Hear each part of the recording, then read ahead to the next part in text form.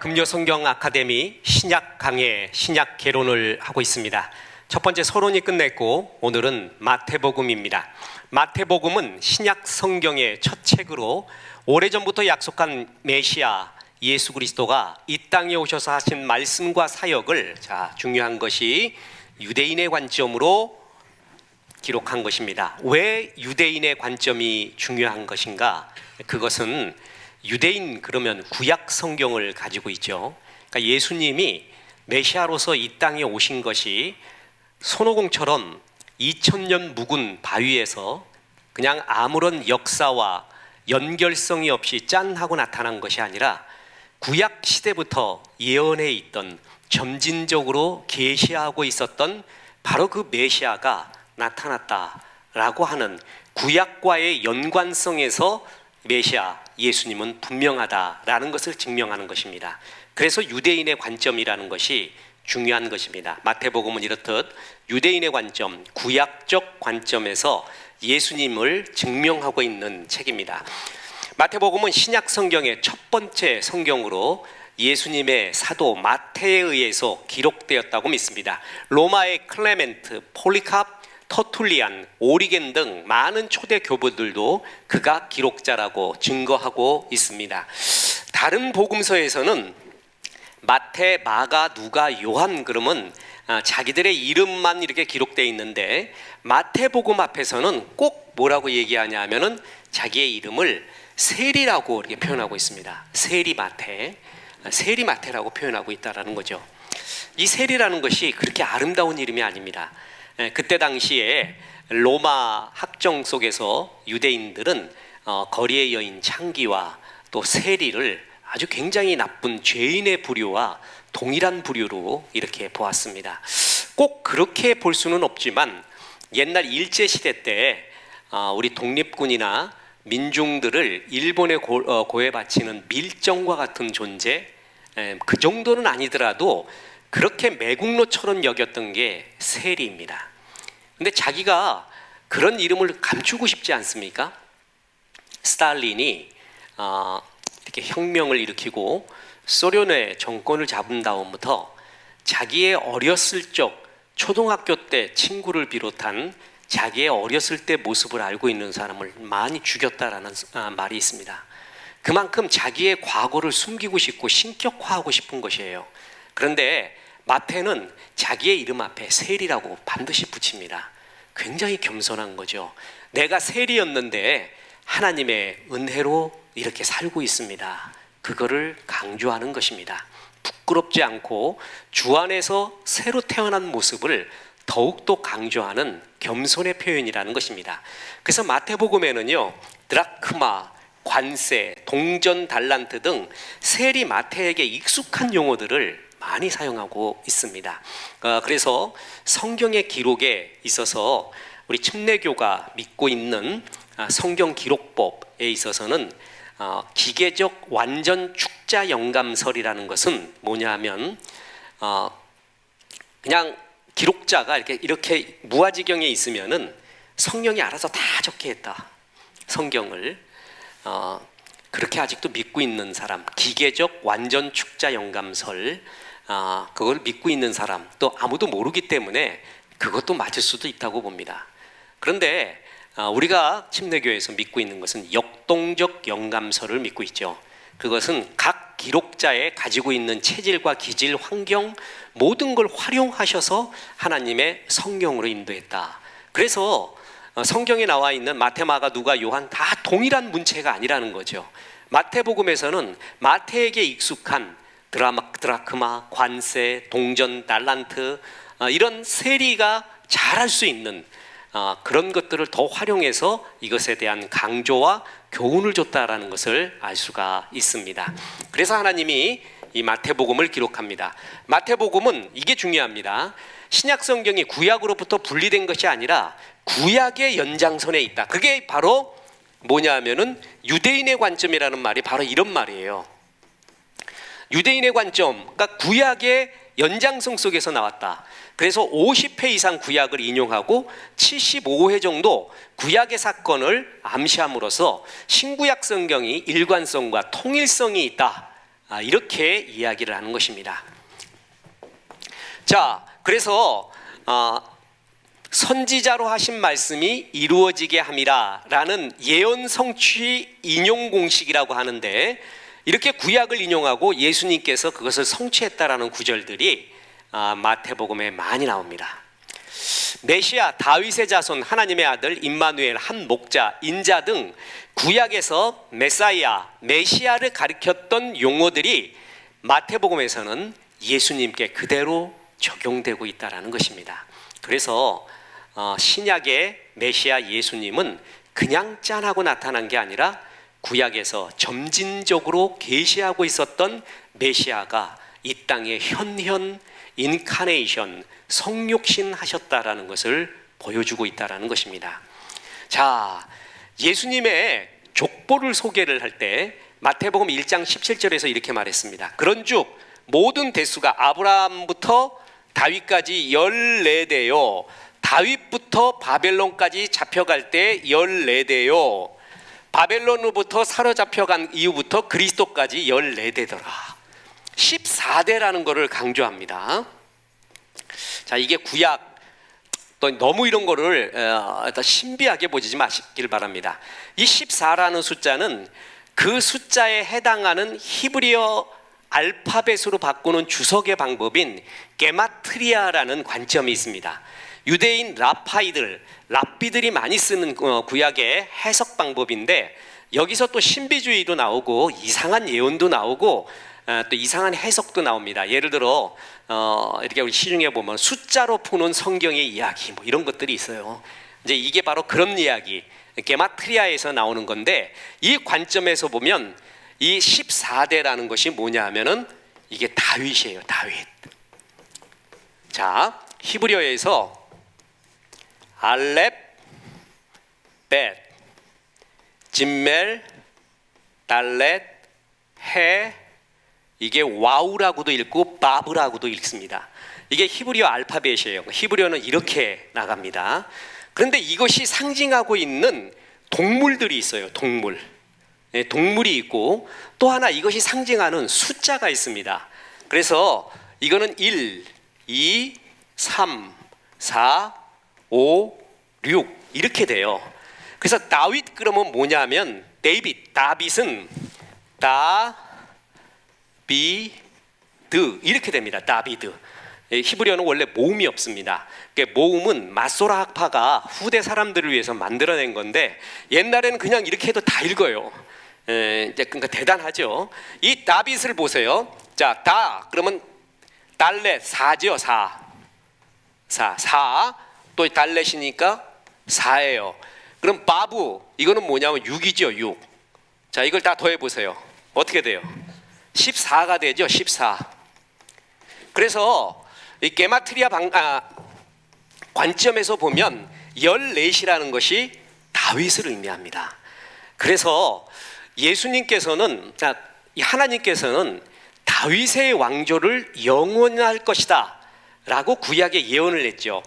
보면 사무엘하 7장 12절 13절에 보면 이 다윗에게 준 다윗 약조라고 말하는데, 내 수완이 차서 내 조상들과 함께 누울 때 내가 내 몸에서 날 내 씨를 내 뒤에 세워 그의 나라를 견고하게 하리라. 그는 내 이름을 위하여 집을 건축하실 것이요 나는 그의 나라 왕위를 영원히 견고하게 하리라. 이게 다윗에게 준 약조라고 이야기합니다. 옛날에 이제 물로써 심판하지 않겠다, 노아의 약조가 있죠.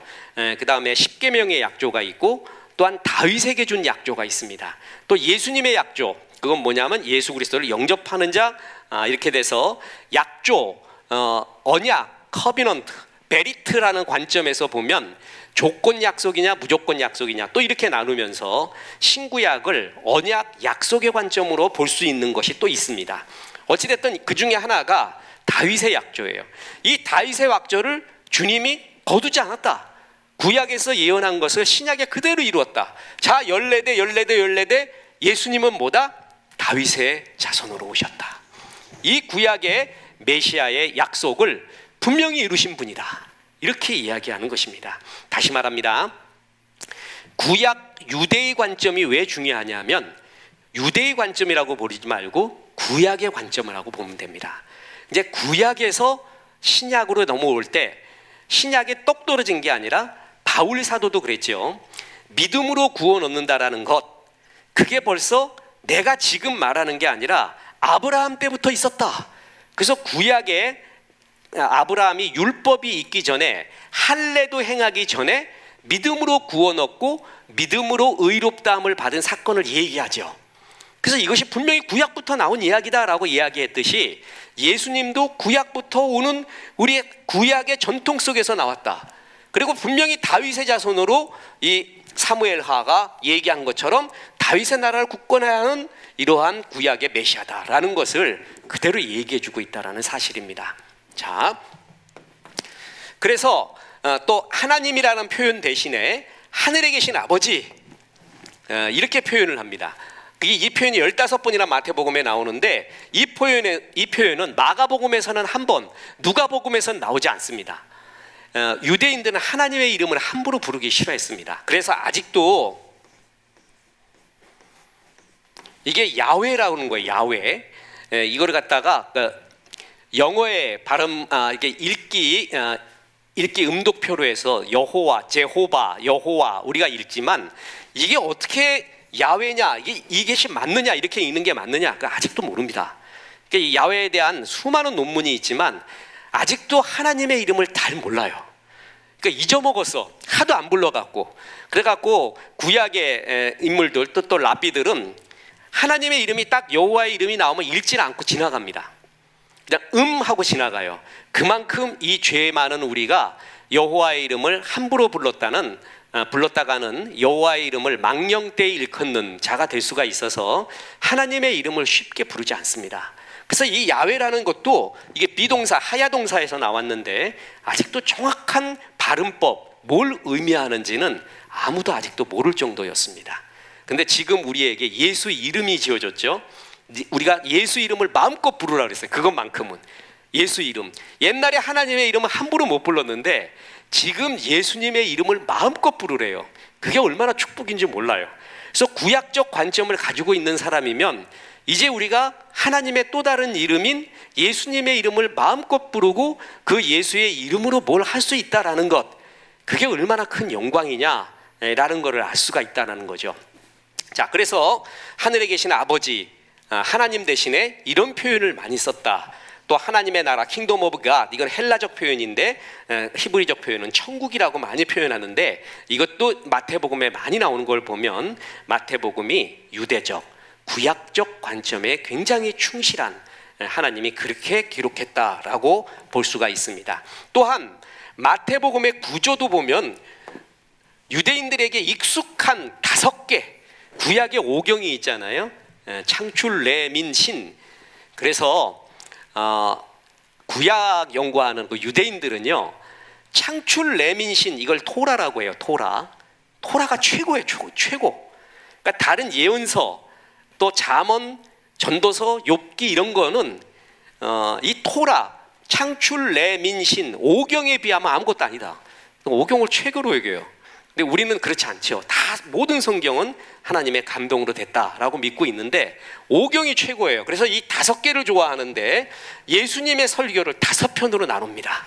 그래서 구조를 보면 예수님 설교를 5개로 나눠서 그 5개의 관점으로, 오경의 관점으로 하는 것을 볼 수가 있습니다. 또한 산상수훈에서 예수님은 너희가 그렇게 들었으나 나는 너희에게 이르노니, 너희가 그렇게 들었으나, 이게 누가 말한 거냐 하면은 모세가 말한 겁니다. 근데 나는 이렇게 가르친다고 하면서 예수님이 모세보다 더 위대한 분이다. 그러나 예수님은 모세의 율법을 폐하라는 게 아니라 완전하게 하게 왔다. 이 완전하게, 이게 뭐냐면 바로 사랑의 완성이라고 하죠. 너희가 모세의 율법을 문자로만 받아들였지만 이 율법이 진짜 의미하는 바는 사랑이다. 사랑이 없이 이 일을 행하면 의미 없다. 사랑하면 율법을 저절로 이룬다. 이렇게 그 율법의 정신과 율법의 완성을 말한 게 예수님이다. 그것 마찬가지로 뭐냐면 모세적 전통, 모세가 한 말을 무시하지 않고 모세적 전통, 구약의 전통 위에 예수님이 이 사역을 하고 있다라는 것을 말해주고 있다라는 것입니다. 자, 마태복음의 구조를 보면요, 이게 참 재밌는 게 구약하고 딱 매치가 돼요. 그러니까 마가복음, 누가복음, 요한복음에 그렇지 않습니다. 근데 마태복음은 구약의 사건과 특히 출애굽의 사건과 정확하게 매치가 됩니다. 자, 보세요. 예수님께서 언약의 백성인 유대인의 뿌리 속에서 왔다. 자, 출애굽기 보면 하나님이 잊지 않는 유대인에 대한 사랑을 나오죠. 예수님께서 헤롯을 피하여 애굽으로 피신 가신 사건이 있었죠. 이스라엘의 백성이 요셉 때 애굽으로 내려갔던 사건과 동일한 매치가 됩니다. 뿐만 아니라 헤롯이 베들레헴에서 2살 아래의 모든 사내 아이들을 죽인죠. 그래서 이걸 성경학자들은 뭐냐면 최초의 예수님을 위한 순교자라고 표현합니다. 그렇죠? 제일 먼저 죽었어요, 이 사람들이. 그러면 이 2살 아래 애들은 구원 받았느냐 안 받았느냐, 이건 나중에 얘기입니다. 이거 갖고 물고 늘어지는 사람이 있어요. 그렇게 고민하지 마십시오. 어찌됐든 이 사건은 모세 탄생 즈음에 바로가 이스라엘의 사내 아이들을 모두 죽이라고 나오죠. 똑같은 사건이에요. 이때 하나님을 경외해서 이들을 이스라엘 사람 사내들을 살려준 여인들은 여호와를 경외하였으므로 그 집을 흥하게 하였더라. 이런 구절까지 나오죠. 그래서 예수님 때문에 예수님 죽이려고 베들레헴에서 2살 아래 다 죽인 것과 히브리 강한 민족이다 그래갖고 그 아이들을 갖다가 사내 아이들을 다 죽이는 사건과 똑같은 사건이에요. 그죠? 또한 예수님이 공생의 사역을 시작하기 전 요단강에서 침례 받으셨죠. 이것은 홍해를 건넌 사건. 이 사건을 고린도서에서는 구름과 바다에서 침례받은 사건으로 묘사하고 있습니다. 그러니까 뭐냐 하면은 구약의 출애굽 사건과 예수님이 지금 이 땅에 와서 공생애의 사건이 동일하다. 이걸 매치를 기가 막히게 한 것입니다. 특히 침례 받으신 후에 하늘에서 소리가 있어 말씀하시되 이는 내 사랑하는 아들이요 내 기뻐하는 자라 했죠. 근데 출애굽기 4장 22절에도 뭐냐 하면은 너는 바로에게 이르기를 여호와의 말씀에 이스라엘은 내 아들 내 장자라. 이 구절하고 똑같은 거예요. 그죠? 그러니까 철저하게 구약에 나타났던 사건을 여기에 그대로 말해주고 있다는 것입니다. 이게 무슨 의미입니까? 여러분, 구약에서 아주 오래전이죠. 구약에서 약속하신 것을 신약에서 반드시 이루시는 하나님. 우리가 성경 공부나 예배 때 하나님의 말씀을 받는 게 제일 중요해요. 약속의 말씀을. 그 말씀을 받아서 아멘 하잖아요. 반드시 이루어진다라는 것입니다. 그죠? 자, 약속이 있죠. 약속은 반드시 성취됩니다. 이 성취되는 것을 뭐라고 얘기하냐면 사건이라고 말해요. 믿음은 바라는 것들의 뭐라 그랬어요? 믿음은 바라는 것들의 실상이라 그랬죠. 이게 다 같은 말이에요. 이게 같은 말이에요. 믿음은 어디서 나냐 하면 어디서 난다고요? 들음에서 나고, 들음은 어디서 나온다? 그리스도의 말씀에서 나왔다 그랬죠. 하나님의 말씀을 들어서 믿어서요, 이거를 약속이라고 하는 거예요. 약속을 받아들였다는 거예요. 이것을 아멘 했어요. 아멘. 아멘 했어요. 자, 내가 만들어낸 게 아니라 예배나 성경 공부를 통해서 하나님의 말씀, 그리스도의 말씀을 들었어요. 믿음은 들음에서 나고 들음은 그리스도의 말씀으로 말미암아요. 이 말씀을 들어서 아멘하고 믿었어요. 믿음은 바라는 것들의 뭐라고요? 실상, 사건이 이루어지고 성취가 된다라는 이야기입니다. 그러니까 하나님 말씀을 받으면 그 반드시 이루어져요. 그런데 굉장히 약속과 성취 사이에는 시간이 필요해요. 시간. 그냥 그날 이루어지는 게 아니라 구약에서 신약으로 넘어오는 긴 기간이 있었잖아요. 이 약속과 성취를 메꾸는 것, 이거를 가리켜 또 믿음이라고 말합니다. 믿음으로 기다리는 것입니다. 그런데 반드시 이 약속은 이루어지고 성취되어진다라는 것입니다. 왜냐하면 하나님의 말씀을 나바르라고 말합니다. 이렇게 읽어요. 나바르. 이게 말씀이라는 뜻인데, 이 말씀은 말씀이라는 의미가 있고 또 하나는 사건이라는 의미가 있습니다. 저는 히브리어 공부하면서 이게 너무 멋졌어요, 이런 게. 그래서 어느 누구도 말해요. 그 히브리어 원어 강독한다, 전공 필수가 아니다 그러면 아무도 안 들어옵니다. 아무도 안 들어요. 그거 지금 전공 필수 그거를 통과하기도 미쳐 죽겠는데 내가 머리 찌끈하게 무슨 히브리어를 원어 공부를 하느냐, 진짜 안 들어와요. 거의 폐강지경이 돼요. 근데 그때 교무처장이 맡기면서 제가 할 수 있습니다. 제가 30명 이상 모을 수 있습니다. 그러니까 그게 가능하냐? 가능합니다 그랬지. 그 제목을 구약 원어 강해, 원어 강독 그러지 않고 히브리어를 알아야지만이 은혜가 되는 구절들 뭐 이런 식으로 했어요. 그래갖고 이런 구절 있잖아요. 구약의 이런 구절, 이런 것을 히브리어를 알아야 진짜 은혜가 되는 거를 50개를 뽑아놨습니다. 50개. 그래서 그거를 쭉 강해를 했어요. 그러니까 히브리어 강해 시간에, 원어 강독 시간에 아멘 나오고 야단 났어요. 아멘. 아니 원어 강독을 하는데 아멘 하고 좋아가지고 막 필기하고 야단이 났어요. 그 중에 하나가 바로 이런 거예요. 다바르. 다바르는 말씀이고 사건이라는 두 가지 뜻이 있어요. 자, 빛이 있으라 하심에 뭐라고요? 그 다음이 빛이 있었고, 빛이 있어라라고 말씀하니까 그 다음에 뭐가 일어나요? 사건, 빛이 있었습니다. 그래서 하나님의 말씀이 무서운 거예요. 하나님의 말씀은 반드시 뭘 이룬다? 성취, 사건, 실상을 일으킨다라는 거예요. 구약에 있었던 이런 일들이 신약에 뭐라고요? 실상으로 나타난다. 반드시 나타난다. 약속은 얼마나 은혜가 됩니까? 전 이런 구조를 연구할 때 진짜 전율을 느낄 경우가 많습니다. 어떻게 이렇게 구약의 사건이 신약에 그대로 현실로 나타나고 있는가? 그러니까 하나님이 예배 때 준 말씀은 반드시 현실로, 실상으로 나타난다. 그래서 하나님 말씀을 사모하세요. 그 말씀을 아멘하고 받아들이는 것이 정말 중요하다라는 것입니다. 자, 그래서 5개, 오경과 같이 예수님의 사역을 5개로 이렇게 나누어서 설명을 하고 있습니다. 자, 마태복음은 유대적 성향이 있지만, 자, 복음의 뭐라고요? 보편성. 자, 다시 말합니다. 유대적 성향이라는 것은 구약의 뭐라고요? 성취. 이거를 굉장히 강조한 겁니다. 저는 이게 유대적 성향 이런 것이 신학자들이 되게 많이 이야기를 해요. 그래서 마태복음은 유대적 경향이 있다. 그러면 은혜가 안 돼요, 은혜가. 저는 만약에 구약 개론을 쓴다면은 이렇게 바꾸겠어요. 구약의 성취의 과정, 구약의 성취를 가장 잘 보여준 게 마태복음이다. 이렇게 이야기하면은 은혜가 됩니다. 그리고 하나님의 약속은 반드시 이루어진다. 반드시 기가 막히게 열쇠처럼 이루어지고 있다. 신약에 와서 이런 증명을 하면 그렇게 좋은 거죠. 자, 그런데 복음의 보편성, 유대적 구약의 성취만 이야기한 게 아니라 전 세계에 복음이 전해진다라는 보편성의 관점도 또한 강조하고 있다는 겁니다. 보세요. 예수님의 탄생을 경배하기 위해 페르시아로부터 동방박사가 옵니다. 이 이야기는 마태복음에만 기록되어 있습니다.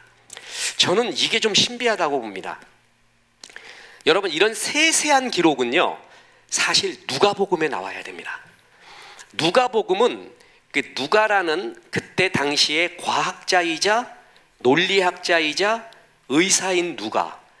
그래서 누가복음은 언제 어느 때 어디에서라는 역사적 팩트를 근거로 한 구절들이 되게 많습니다. 누가복음은 그게 특별히 강조돼요. 그리고 세세한 것까지 나와요. 세세한 것까지. 영지주의 문서라고 있습니다. Gnostic Letter라고 하는데, 영지주의 문서는 뭐냐면 언제 어디서 누가 이런 거 없습니다. 그냥 어떤 사건만 나와요. 그러니까 역사성, 팩트가 의심되는 거예요. 그러니까 영지주의만 연구했던 하버드 대학의 모 교수가 있습니다. 평생 영지주의 연구한 사람이에요. 그 사람의 결론, 영지주의 레러는 문서들은 믿기가 어렵다. 평생 연구한 사람이 그렇게 말하면은 굉장히 의미가 있겠죠. 누가복음은 팩트를 기록해서 아주 작은 것도 기록해서 이 이야기가 누가복음에 기록돼야지 않는가 이렇게 생각을 했는데, 이 동방박사, 그러니까 동방박사는 뭐예요? 유대인이 아니에요. 그죠? 하나님을 경배하는 어떤 부류에 속하지 않는 거예요. 이게 참 신비한 게, 이 동방박사가 뭐냐? 이게 굉장히 논란거리가 많이 있습니다. 그래서 뭐냐면 이 동방박사가 뭘 보고 왔다고요? 예, 뭐를 보고 왔다 그랬어요? 뭐를 보고 왔다? 별. 메시아의 별을 보고 왔다 그랬잖아요. 그러면서 그 별에 대한 은혜스러운 구절이 뭐예요? 메시아의 별은 왔다가 길만 인도하고 그 별은 사라졌다. 그래서 우리도 그런 존재가 돼야 된다. 침례 요한처럼 광야의 소리로 없어지고 네가 드러나지 마라. 이것도 굉장히 은혜되는 구절이에요. 예, 그런데 별 보고 왔다 그러면 그 뭐예요 그게? 점성술가예요. 점성술가.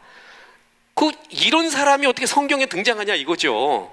그래서 이게 굉장히 논란이 되는 구절입니다. 사실은. 그러니까 하나님은 이런 사람들도 쓰느냐? 어떤 사람은 또 동방박사와 점성술가는 또 다르다. 별 보고 온 건 또 다르다. 뭐 이렇게도 표현하는데 어찌됐든 간에 이런 유대인적인 것이 아닌 동방박사까지도 하나님께서 쓰고 있다 이거죠. 쓰고 있다. 그죠? 그래서 이런 복음의 유대적 성향뿐만이 아니라 보편성을 이야기하고 있다라는 것입니다. 자, 구약에서 여러분 고레스 왕이라고 있습니다. 고레스 왕. 저 우리 교회에 있다가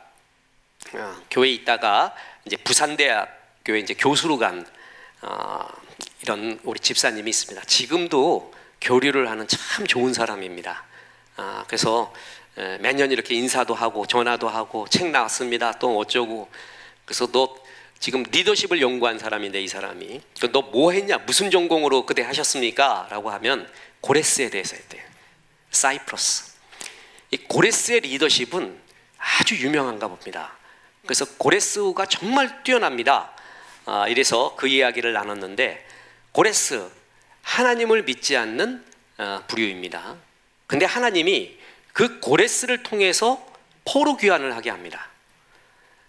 자, 그가 모세의 혈통, 아브라함의 혈통도 아닙니다.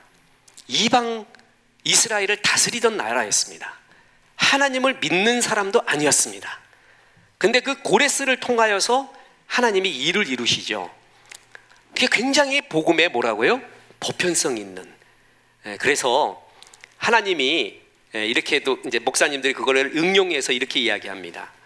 꼭 예수 믿는 사람을 통해서만 역사하는 게 아니라 예수를 믿지 않는 사람 통해서도 역사한다. 하나님을 제한하지 마라. 그래서 우리가 기도할 때 지금 예를 들어 뭐 미국의 대통령, 한국의 대통령, 일본의 총리 뭐 다 얘기할 때 그들이 하나님을 안 믿는다. 그래서 이제 하나님이 버렸다. 하나님이 안 쓸 것이다. 이렇게 기도하지 말라는 거죠. 그들이 하나님을 믿지 않더라도 하나님은 그들을 통해 충분히 역사할 수 있으니까 기도해라. 이렇게 고레스의 경우를 최고의 경우로 이야기하듯이 복음은 어느 한 지역에 매인 게 아니라 보편성, 가장 유대적이라 할지라도 동방박사를 여기 기록한 것이 여기에 나온다라고 하는 것입니다. 자, 이렇게 보편성이 있고 천국에 대한 비유에서도 보면은 같은 성경이 풀이했죠. 세상이요. 또한 하나님께서 그의 나라를 열매 맺지 못한 이스라엘에서 빼다서 다른 이들에게 주실 것이라 하는 그런 말씀들, 이런 것들을 보면 유대인의 관점, 유대인만 사랑하는 하나님이 아니라 하나님의 사랑이 이토록 세상에 대한 사랑이다라는 것을 가장 구약적이라고 하는 마태복음에도 기록되어 놨다라는 것이죠. 이거를 그대로 바울 사도는 뭐라 그랬어요? 하나님은 이스라엘을 버리지 않았다. 근데 이스라엘이 뭔지 알아? 아브라함의 혈통의 유대인이 아니야. 아브라함의 혈통인 유대인 중에 예수 믿는 사람과 아브라함의 혈통이 아니더라도 예수 믿는 사람이 이제 새로운 참 이스라엘이야. 그 이스라엘은 결코 버리지 않아. 이렇게 바울이 우리 로마서 성경 공부할 때 이어가지 않습니까? 동일한 말합니다. 동일한 이야기예요. 그래서 나중에 책을 읽다 보면요, 이 책들이, 인문학 책들이요, 처음엔 안 그런데 막 읽다 보면 연결이 돼요. 연결이 쫙 돼 나갈 때 그 신비는 이루 말할 수가 없습니다. 그때부터 독서의 희열이 나타나고 그거는 진짜 20년 이상 해야 된다고 저는 봅니다. 근데 또 하나 신비는 성경 공부도 그렇게 오래 하잖아요. 성경을 보다 보면 연결이 되어가요. 쫙 연결이 되어가요. 그리고 더 기쁜 거는 그것과 인문학까지도 연결돼요. 그러니까 인문학에도 이런 얘기했는데 이건 성경적이지가 않아. 이런 건 굉장히 비슷해. 이것까지 다 연결될 때 그때는 이게 머리가 황홀해집니다. 그래서 실제 잠이 안 옵니다. 잠이 안 오고 막 그걸 연구하고 싶어 갖고 그렇게 좋을 수가 없습니다. 이런 마태복음 같은 경우도 마태적, 유대적 관점을 이야기할 때도 보편성을 얘기하고 있듯이 지금 바울 사도는 로마서에서 끝없이 보편성을 얘기하고 있잖아요. 참 이스라엘, 새로운 이스라엘을 말하면서 그래서 하나님의 마음이 이런 데 있구나라는 것을 알 수가 있다라는 것입니다. 그래서 유대적 성향이 있지만 복음의 보편성을 말하고 있습니다. 그리고 보세요. 사복음서 중에 마태복음만이 교회라는 단어를 사용하고 있습니다. 그리고 모든 족속에게 복음 전하라는 지상명령을 전하고 있습니다. 이게 마태복음이라는 거죠. 저는 이게 누가복음이라면 이해가 된다니까요. 근데 마태복음에서 가장 유대적인 복음서에서 이 교회는 유대인만이 아니라 예수 믿는 무리예요. 유대인을 벗어난 거예요. 그리고 땅 끝까지 이르러 모든 족속, 이건 복음의 보편성을 말하잖아요. 그래서 하나님의 나라가 어느 한 곳에 매여 있는 게 아니라 가장 유대적 또한 구약적이지만 전 세계에 이 마음을 품고 있다는 것을 정말 잘 보여주는 것이죠. 그렇죠? 자, 이제 핵심 구절 2개 하고 마칩니다.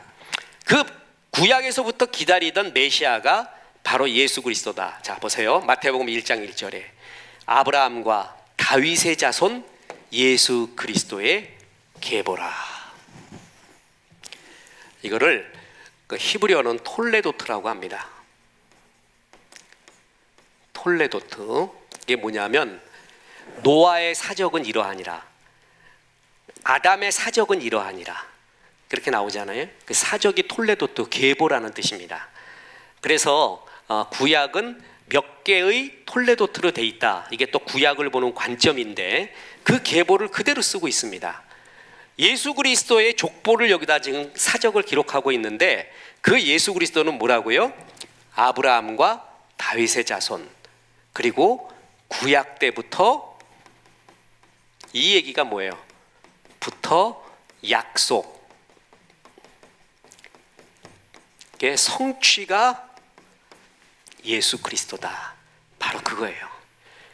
구약의 핵심은 죄범한 인간을 위해 메시아가 오실 것이다 라는 것입니다. 그래서 구약은요, 오실 예수님에 대한 표현이라고 하죠.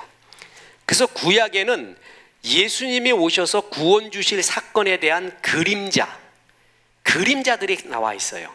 그래서 그것을 가리켜 뭐라고 하냐면 점진적 계시라고 합니다. 신약 용어로. 그래서 그림자죠, 그림자. 이런 것들이 구약에 되게 많아요. 그게 결국은 전부 메시아를 위한 거예요. 메시아에 대한. 자, 예를 들어 보겠습니다. 출애굽을 했죠. 출애굽을 해서 장자의 죽음을 피한 것이 뭐 때문이었어요? 패스오버, 유월, 지나갔다 이거죠. 피를 본즉 뭐라고요? 지나가리라. 양솔주에 뭐가 달려 있어요? 문솔주에 양의 피가 있으면 재앙이 임하지 않고 지나가리라. 피를 본즉 넘어가리라 그랬단 말이에요. 예수 그리스도의 피가 있으면 구원받는다.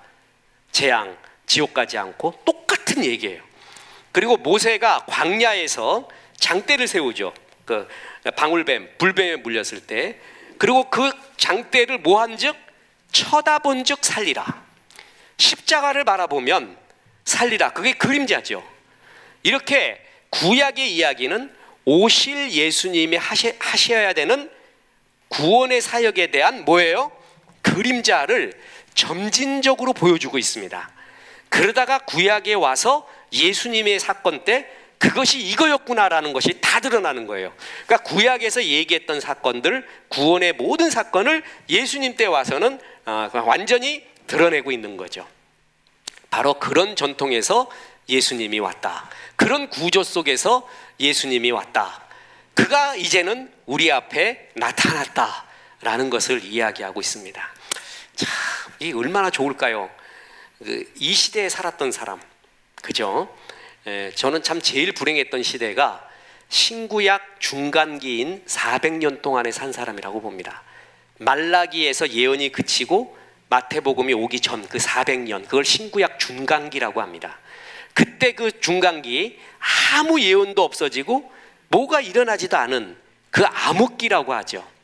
그때 여러분 헬라 철학의 소크라테스, 플라톤, 아리스토텔레스가 중간기에 등장하는 거 아십니까? 인간의 철학이 그 신구약 중간기에 일어납니다.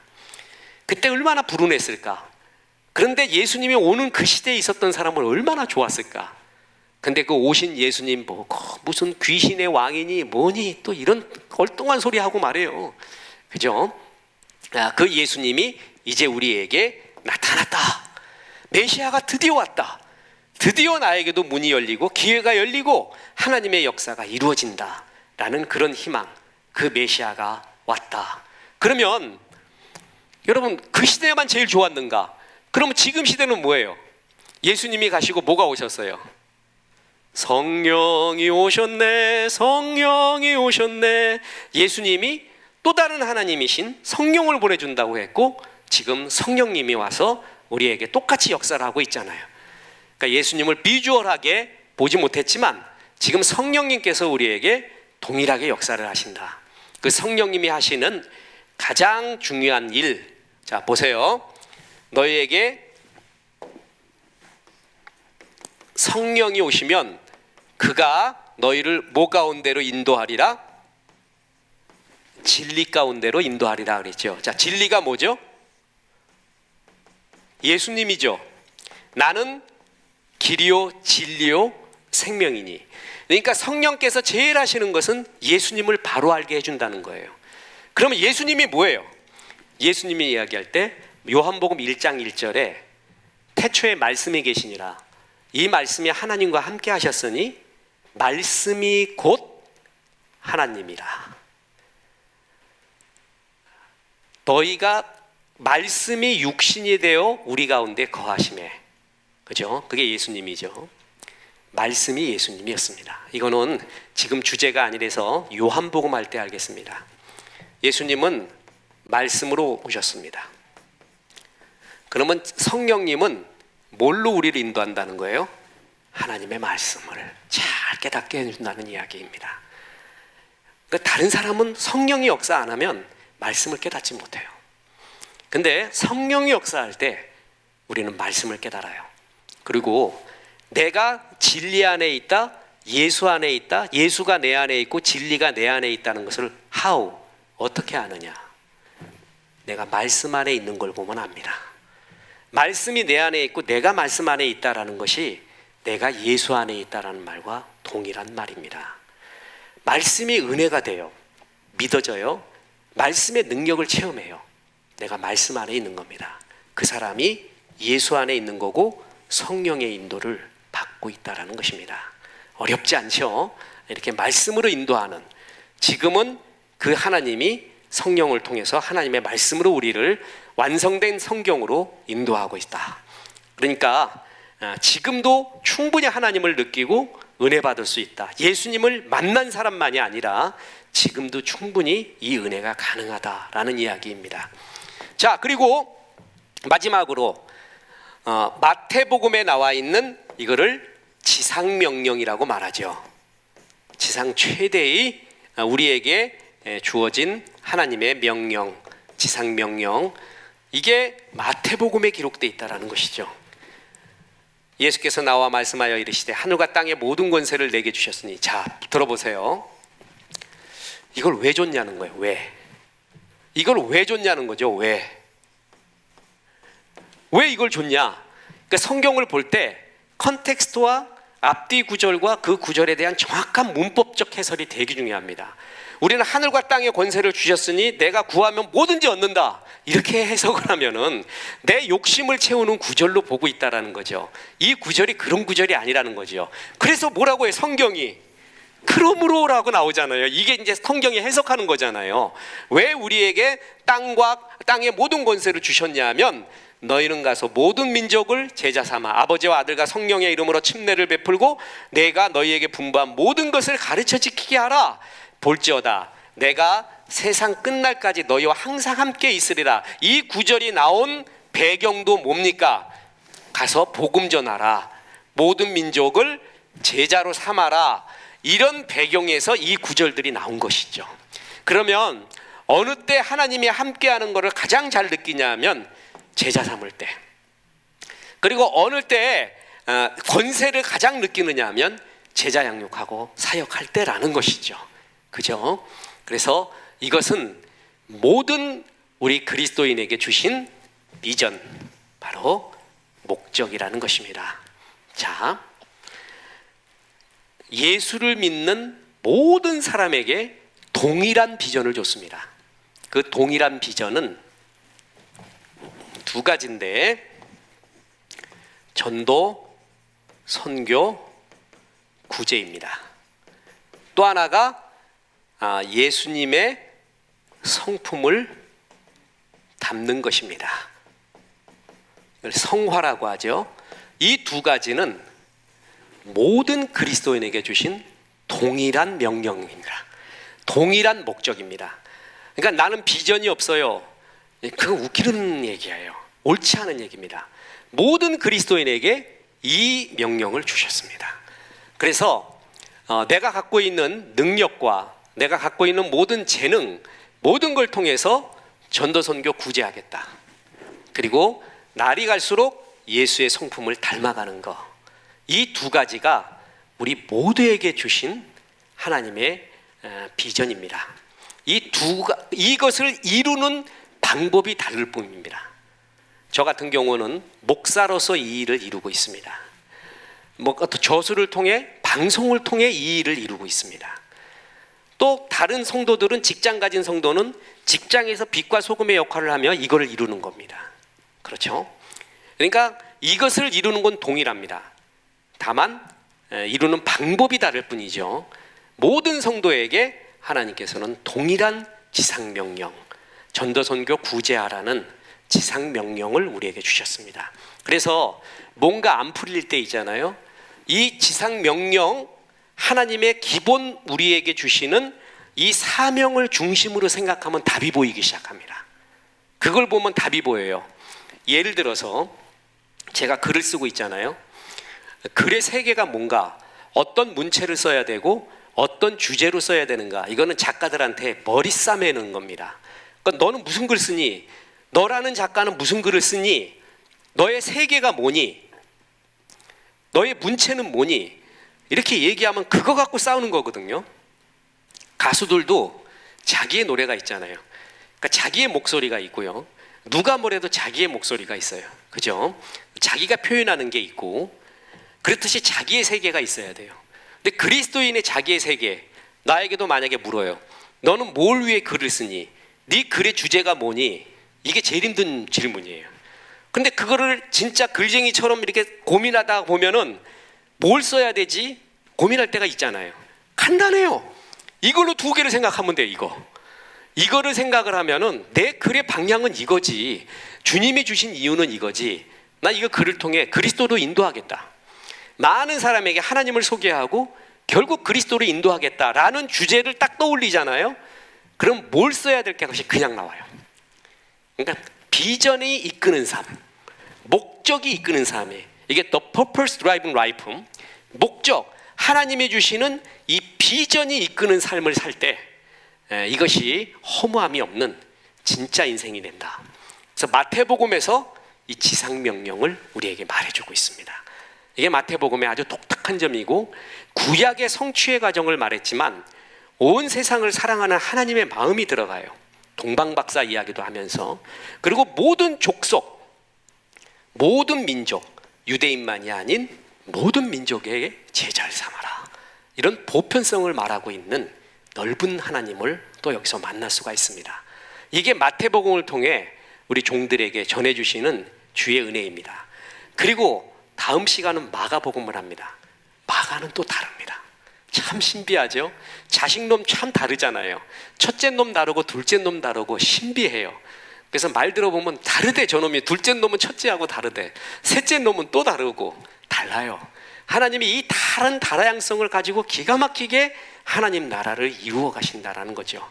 또 마가복음의 은혜에 젖어 드시고 주의 은혜가 충만하기 바랍니다. 이 마태복음의 은혜 지상명령 잘 마음에 받으시고 이 비전을 위해 잘 달려가는 목적이 이끄는 삶, 비전이 이끄는 삶 사시기를 주 예수의 이름으로 축원합니다. 기도하겠습니다. 하나님, 오늘 금요 성경 아카데미 마태복음을 통해 영광 받으시니 감사합니다. 하나님, 마태를 통하여 우리 예수님이 구약의 성취이시고 구약 때부터 약속하신 그 성취를 이루신 것을 보았습니다. 우리에게 약속하시는 것을 반드시 이루실 줄로 믿습니다. 하나님, 땅끝까지 이르러 전도선교 구제하라는 주의 말씀을 잘 받습니다. 하나님, 이 목적이 이끄는 삶을 살게 도와주옵소서. 예수님의 이름으로 기도했습니다. 아멘.